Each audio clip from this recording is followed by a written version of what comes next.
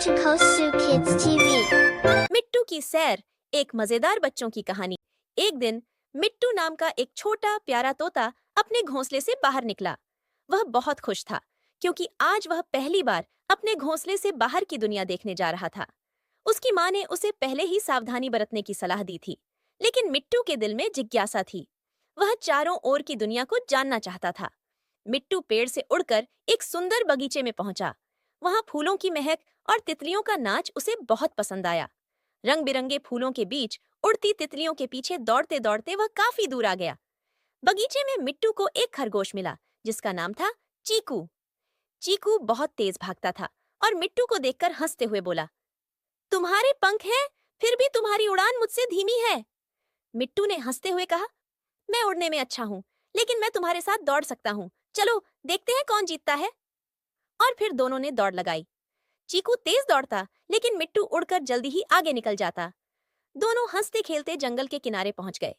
वहां एक सुंदर नदी बह रही थी, जिसमें नीले पानी के बीच छोटी छोटी मछलियां तैर रही थीं। नदी के किनारे एक कछुआ बैठा था, जिसका नाम था टिम्मी। टिम्मी ने दोनों को देखा और कहा, तुम लोग इतना तेज भाग रहे हो, पर क्या तुम मेरे साथ आराम से पानी में तैर सकते हो? मिट्टू और चीकू ने एक दूसरे की तरफ देखा और हंसने लगे। तैरना? मिट्टू ने कहा, मैं पानी में तैरने के बजाय उड़ना पसंद करूंगा।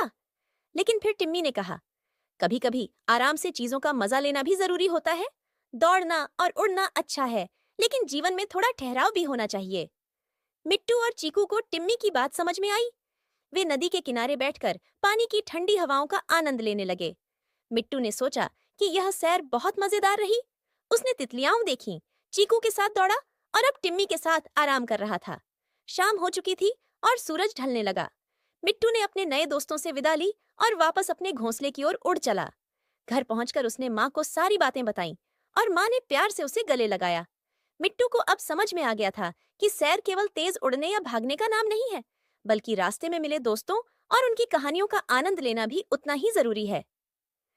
समाप्त। यह कहानी बच्चों को साहस, दोस्ती और जीवन के छोटे छोटे पलों का आनंद लेने की सीख देती है।